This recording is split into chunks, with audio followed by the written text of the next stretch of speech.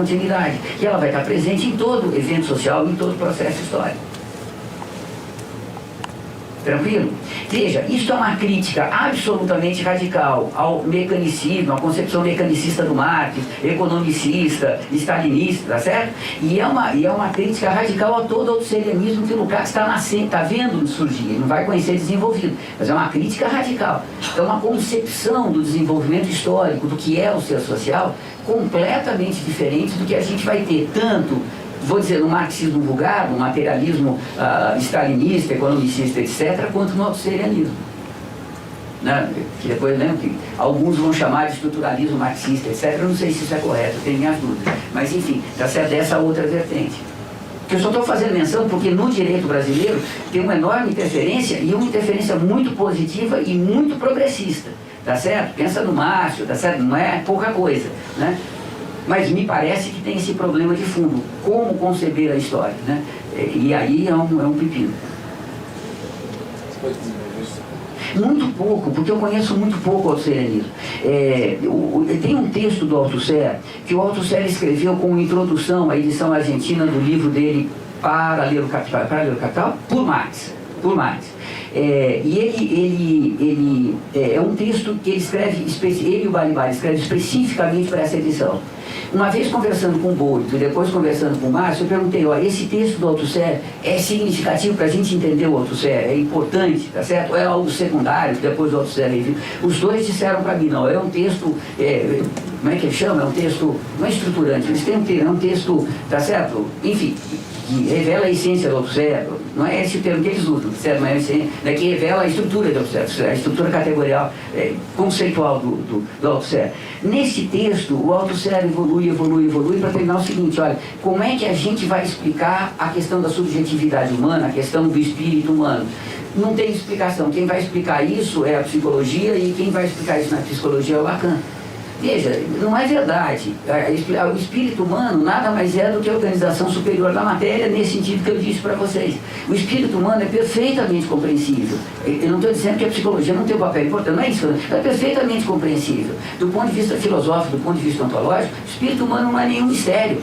Mas se você trata a matéria como sendo isso, o espírito como sendo isto, e isso sendo duas coisas distintas, e ser materialista é dizer que a única matéria é esta matéria, que esta forma de organização da matéria não é matéria, você caiu no idealismo dualista. Você tem o espírito, você tem a matéria, pronto, tá certo? Na melhor das hipóteses, você tem que retornar a Kant. Muitas vezes você tem que retornar a Spinoza, que é o que uma boa parte dos autosserianos fazem. Vão ver em Spinoza e não em Hegel, tá certo? O gênio, o antecessor de Marx. Aí, tanto quanto eu consigo entender e conceber, e esse meu é muito limitado, é um equívoco completo. Aí tem todo o debate político, né, que normalmente viraram reformistas, mas não vou entrar nem por aí, porque isso não resolve o problema filosófico, tá certo? Pode fazer a crítica política que tiver, mas o acerto ou equívoco da posição política não necessariamente resolve a questão filosófica, tá certo? Isso aí tem mais mediações do que, né? Mas aí é discussão baixa de nível, né? Aí vira conversa de mesa de bar, de cerveja, entendeu? Aí né? Uma vez, só contar para vocês, estava eu, o Boito e a Paulinha, a esposa do Boito. Você conhece o Boito? Eu ouvi falar do Armando Boito. A gente estava no carro com a Isabel Monal, aquela marxista cubana, uma figura super incrível, tá certo? E aí ela estava perguntando da revista Crítica Marxista, eu fazia parte da editoria da revista Crítica Marxista naquele momento, e aí eu fiquei brincando com o Boito, com a Paulinha, com ela, falando, olha, Isabel, para você entender a nossa realidade, assim, eu estou convencido que o Boito é um pequeno burguês, antimarxista, contra-revolucionário, vendido para a burguesia. Ele está convencido que eu sou um ultra-esquerdista, pequeno burguês, entregue para a burguesia, e ainda assim a gente convive muito bem na revista, faz uma revista revolucionária, entenda como você quiser. Mas, de fato, é isso, né? Você tem divergências políticas profundas, mas tem uma, né, nesse momento que a gente vive histórico, tem uma coisa, então dá para conviver junto, né? Mas claro que a divergência existe no ponto de vista filosófico e existe no ponto de vista político, né? Claro. E não necessariamente uma coisa está articulada com a outra. Não é que os lucachianos estão à esquerda, os outros seriam que não é assim. Né? O que tem de lucachiano à direita aí, a história dos lucachianos politicamente é uma tragédia. Né? A gente nunca organizou um partido, e quando a gente organizou foi dentro dos stalinistas, então é pior ainda, certo? Do ponto de vista político, os lucachianos são uma tragédia completa. Eu fico brincando, mas a nossa redenção possível, ainda não realizada, é o Messados, tá certo? Talvez o Messados tenha aberto uma saída à esquerda para a gente, para os lucachianos, mas até agora, a nossa trajetória política é uma tragédia completa, né? É como não desfazer política, tá certo? É uma tragédia completa. Por que eu cheguei nisso mesmo? Né? Ah, sim, tá, já me lembrei. Tranquilo até aqui?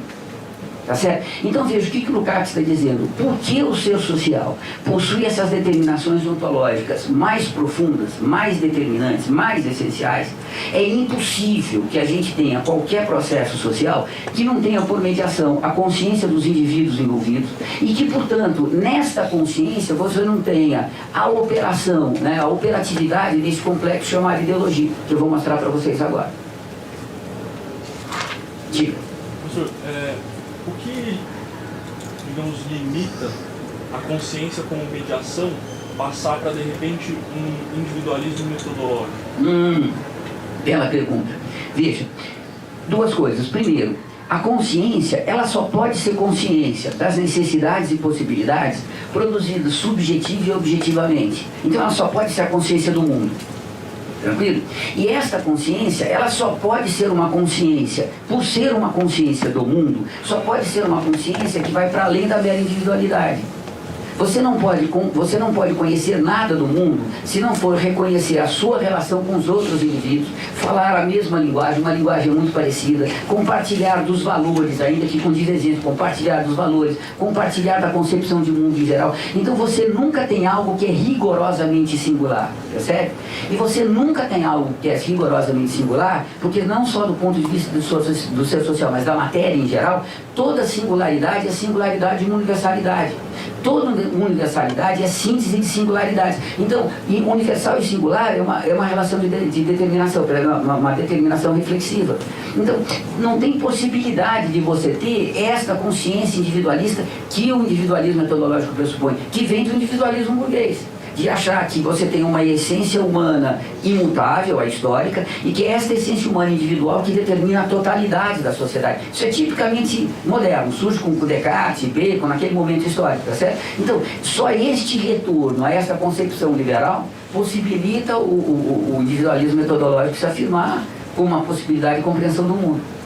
Mas você percebe que é uma possibilidade incompleta, e tanto assim que as explicações que eles dão são explicações absolutamente banais. Não sai da fotografia mais superficial dos fenômenos mais banais da vida cotidiana. Lembra um pouco essa tentativa que foi feita no Brasil durante tanto tempo, de você tentar determinar a consciência de classe pelas votações eleitorais. Claro que a votação eleitoral é um dado importante, significativo, tem que se levar em consideração, mas a partir daí, determinar o que é a consciência de classe, a concepção de... não dá certo, é impossível. Melhorou? Agora tem uma longa discussão sobre isso, né? E, bom, dá nem pra gente entrar. Porque depois, lembra, do individualismo metodológico veio o marxismo analítico. E aí a coisa desandou de vez, tá certo? Aí virou liberal até não poder mais, né? Aí desandou de vez, tá certo? A essência liberal veio à tona, não tinha mais o que fazer. Só mais uma, sobre essa questão da determinação reflexiva. Dá para dizer que as determinações reflexivas envolvem categorias que conformam pares categoriais. Esses pares categoriais, eles estão numa relação necessariamente de oposição ou não? Necessariamente. Necessariamente uma relação de oposição. Mas pode ser uma oposição tipo essa aqui, né? Um complementa o outro, claro. Claro, nesse sentido sim. Dialético. Sim. Assim. Né? Você pode até dizer que é contraditório, desde que você não leve a contradição a ser antagônica. Você pode ter contradição que não é antagônica, certo? E uma vez eu vi um cara foi dar um curso de Gramsci também, foi dar uma aula sobre Gramsci, e ele usou a ideia do Lukács para desenvolver a questão da coerção e consenso no Gramsci. Claro, são pares categoriais, tem que ser entendidos mutuamente, porque o Carlos Nelson Coutinho estava debatendo isso. Não, ele dizia que o Carlos Nelson Coutinho isolava a questão ele focava muito no consenso. Ah, certo. Aí a estratégia da longa marcha para as instituições, sim. Enfim, estava fazendo uma crítica e tal, aí estava usando o Lukács para desenvolver o Gramsci.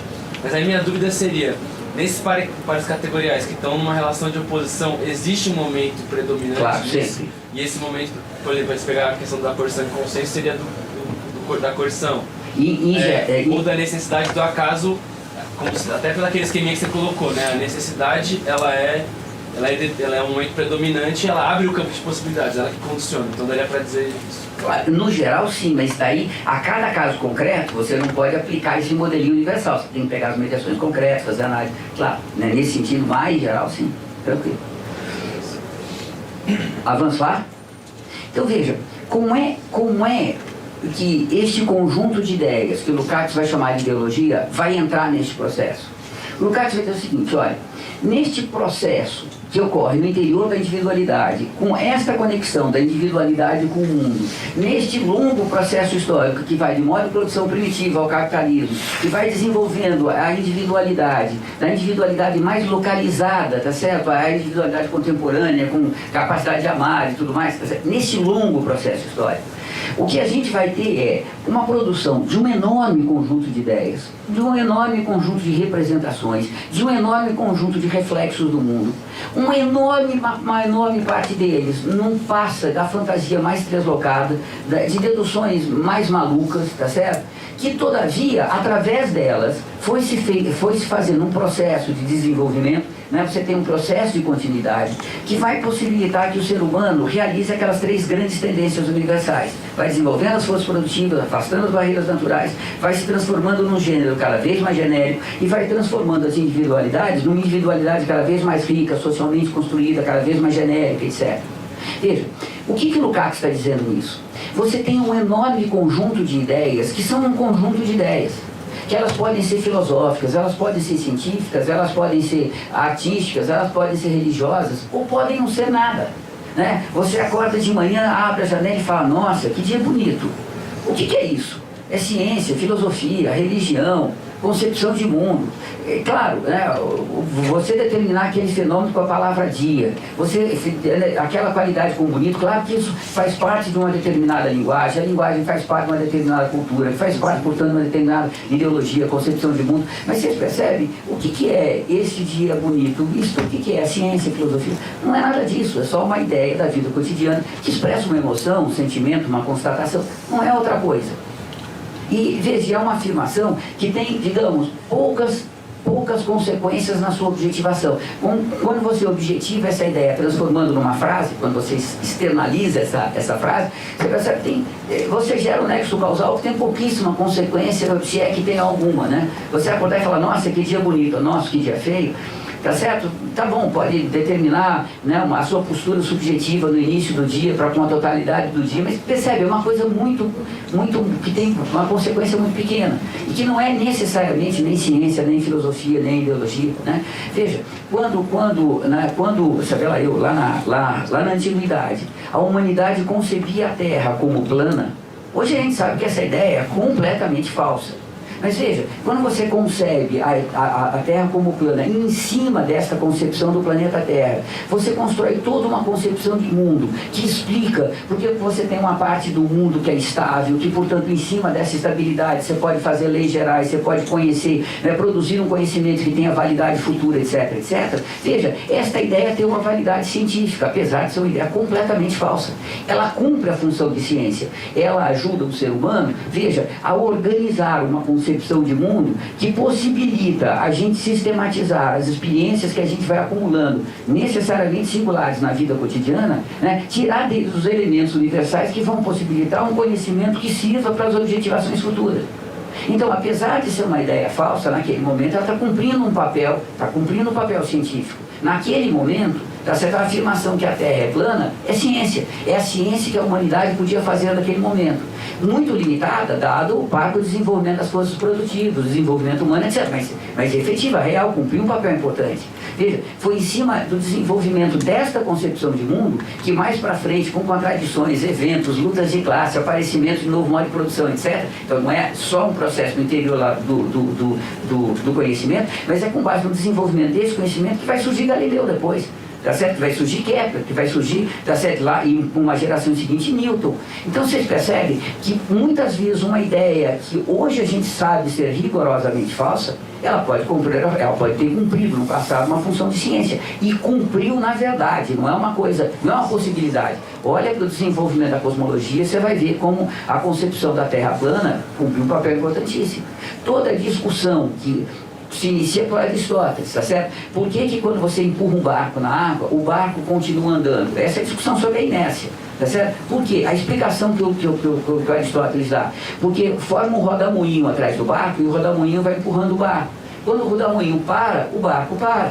Veja, a explicação do Aristóteles, só dá para ter movimento se tiver alguma coisa empurrando. Então, se o barco está andando, está alguma coisa empurrando. O que empurra? Olha, o rodamuinho que está atrás do barco.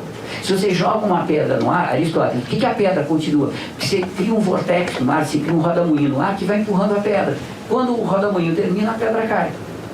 Então, vocês percebem que já é uma discussão da lei da inércia, mas a partir de um pressuposto, de uma conclusão falsa, que só pode ter movimento se algo estiver empurrando. Mas é a partir desta concepção, da crítica dessa concepção lá para frente, que desenvolver as forças produtivas, o conhecimento humano, desenvolver o conhecimento, a sensibilidade, a habilidade, você está passando por uma de produção capitalista, tudo isso junto possibilita que deste conhecimento você passe, tá certo? Conhecimento, a Terra é esférica, gira ao redor do Sol, barará, barará, barará, e surge o Newton com a gravitação universal. Então veja, uma ideia que é falsa, ela pode ser ciência sem deixar de ser falsa, mas ela cumpriu a função social de ciência. Qual é a função social? Ajudar a generalizar o conhecimento que a gente está adquirindo na vida cotidiana, que são conhecimentos sempre de experiências singulares, de vivências singulares, para um conhecimento universal. Tranquilo? Veja, a mesma coisa pode acontecer com uma concepção falsa filosófica. Veja, o que Aristóteles dizia? Vocês devem lembrar disso. Eu vou fazer um cantinho aqui, vocês não enxergam. Vocês não enxergam. Vou fazer aqui, tá certo? Aristóteles entendia, concebia o cosmos assim, o cosmos é esférico, a Terra está aqui no centro, aqui você tem o mais efêmero, aqui você tem o fenomênico do fenomênico, aqui fora você tem o eterno, aqui você tem a essência, então aqui está a essência, aqui está o fenômeno. E você tem uma hierarquia cosmológica que articula a essência ao fenômeno. E essa hierarquia cosmológica, ele vai dizer, olha para o universo que vocês vão ver como é assim. Lá fora tem as estrelas fixas, ali a essência eterna, nunca se movimenta. Embaixo você tem os planetas, que se movimentam mais menos. Embaixo do planeta você tem o Sol, que se movimenta muito mais. Embaixo do Sol você tem estrela, você tem a Lua, que não só se movimenta, como ainda muda de forma. Embaixo da Lua você tem as nuvens, que aí não tem regra nenhuma para surgir, desaparecer, se movimentar. Nunca vão ter duas nuvens iguais. Embaixo da nuvem tem o caos, que somos nós. Então tem uma hierarquia cosmológica. E a essência de cada coisa é o lugar que cada coisa tem nessa hierarquia. Cada coisa tem o seu lugar natural nessa hierarquia. E ele vai dizer, veja, como cada coisa tem o seu lugar natural, e este lugar natural é a essência, e esta hierarquia é eterna, então a essência das coisas são eternas. Por que o fogo sobe? Porque o lugar natural do fogo é na estrela. Por que a pedra afunda na água? Porque o lugar natural da pedra é embaixo da água. Por que o ser humano é essencialmente escravista? Porque o lugar natural do ser humano é em cima do escravo e abaixo do semideus. Então, o ser humano, veja, ele vai ter uma essência escravista, né? Daqui decorre, né? O ser humano, ele vai ser escravista, a essência do ser humano é ser senhor de escravo, e isso é rigorosamente imutável. Se tem ser humano, tá certo? É senhor de escravo. Veja, vocês vão falar, isso é uma baita barbaridade. Hoje a gente sabe que é. Mas se você pegar na época do Aristóteles, o que Aristóteles tinha de história para ele pensar? Tinha a Grécia que ainda que estava desaparecendo, lembra? Ele vai ser o preceptor, ele vai ser o tutor do Alexandre, filho de Filipe, que conquista a Grécia, tá certo? Então, Aristóteles está vendo a decadência grega, né? Então, veja, o que ele tinha antes? Enfim, a decadência grega, a história da Grécia, Fenícia, Pérsia, Egito e Babilônia só. Isso que ele tinha de história. E ao redor disso, tinha os povos bárbaros, que era um modo de produção primitivo. Então ele vai dizer, veja, aonde que eu tenho ser social, onde eu tenho civilização? Toda civilização é escravista. Portanto, a essência da civilização só pode vir em cima da riqueza produzida pelo escravo. A essência do ser humano, portanto, é ser escravo. Veja, o que ele está dizendo hoje é um absurdo, porque a história continuou e mostrou que está errado. Mas você percebe que naquele momento histórico, ele tinha a explicação, a melhor explicação que a humanidade tinha acerca de todo o universo, e ele tinha a melhor explicação por que o ser humano necessariamente era escravista. E aí ele consolidou isso na essência escravista o ser humano seria forever escravista, a essência humana seria para sempre escravista, eternamente escravista. Tranquilo? Veja, a partir desta concepção, a gente chegou nesta concepção aqui, ó. Essa concepção hoje, a gente sabe, era rigorosamente falsa. Mas naquele momento histórico, era a melhor concepção de mundo que a humanidade pôde produzir. Ela era tão avançada, funcionava tão bem naquele mundo, explicava tão bem o mundo para aquela sociedade, que ela se manteve com a principal concepção de mundo até Agostinho. O que significa 300 ou 400 anos. A Roma não teve necessidade de desenvolver nenhuma filosofia depois deles, depois de Platão e Aristóteles. O que Platão e Aristóteles fizeram era mais do que suficiente. Então veja, você tem uma concepção filosófica que a gente sabe que é rigorosamente falsa e todavia cumpriu a função filosófica, porque ajudou a humanidade naquele momento, e naquele longo momento, a articular numa concepção de mundo, tá certo? O seu lugar na história, o seu lugar no interior do cosmos, por que a vida é assim, não é de outra forma. E isso possibilitou você sistematizar um conhecimento do singular para o universal. Tranquilo? Veja, algumas vezes você pode ter o oposto também. Algumas vezes você pode ter uma ideia essencialmente correta, tá certo? Fundamentalmente correta, cumprindo uma função de ciência e também uma função de ideologia. Vou dar um exemplo para vocês, que o Lucas cita várias vezes, tal, o exemplo do Galileu.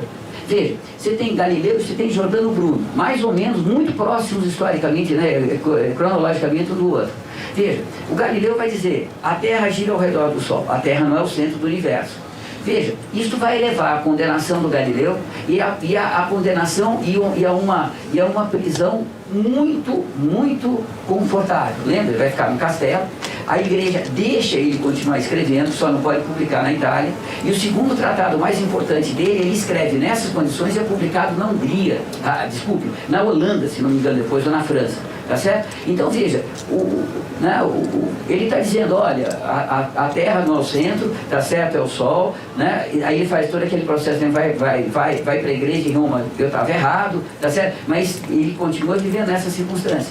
Veja, o Giordano Bruno vai dizer, deste ponto de vista, exatamente a mesma coisa. Ó, não é a Terra o centro, é o Sol. Mas ele vai tirar a conclusão, portanto, a igreja errou sempre. A infabilidade papal é um mito, isto não existe. A igreja está dizendo besteira e o Papa também. Portanto, a ideia de que o poder temporal tem que ficar na mão da igreja, porque a igreja, por ter um Papa infalível, sabe como conduzir a cristandade à salvação, tá certo? Essa ideia é completamente falsa. O poder tem que ser entregue aos burgueses na cidade, é que eles que sabem como tem que administrar a cidade, tem que levar a economia, tem que levar a humanidade, etc, etc. Então veja, a mesma posição científica, a mesma teoria científica, que no Galileu era ciência e pouco interferiu no debate da época, na luta de classes da época, faz com que Galileu tenha o tratamento que tenha tido.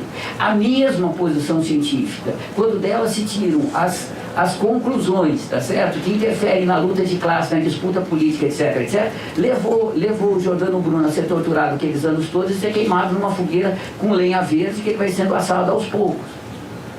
Vocês percebem como uma ideia científica correta, ela não deixa de ser uma ideia científica correta pelo Galileu ter lançado mão dela para interferir na luta de classes, combater a igreja, apoiar a burguesia, etc, etc. Tranquilo? Veja, a mesma coisa você pode dizer de uma concepção filosófica falsa. Pegue Hobbes, tá certo? Com o ser humano lembra, o homem é o lobo do homem, né? Esta concepção, que vai atravessar todo o período moderno, lembra?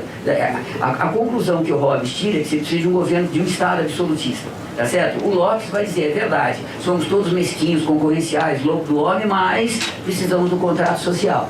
Mas tirando essa diferença, o Estado absolutista e o contrato social, todos concordam, até Kant, eu diria que uma forma um pouco mais diferente, mas até Hegel, todos concordam que o indivíduo é o locus da propriedade privada burguesa, portanto ele é egoísta, mesquinho, concorrencial, ele só enxerga na coletividade uma ferramenta, uma mediação para o seu enriquecimento pessoal, e por causa disso você precisa de um contrato social para colocar limites nesse impulso mesquinho, concorrencial e egoísta de cada indivíduo. Senão a sociedade degenera, que eles chamavam de um estado de guerra.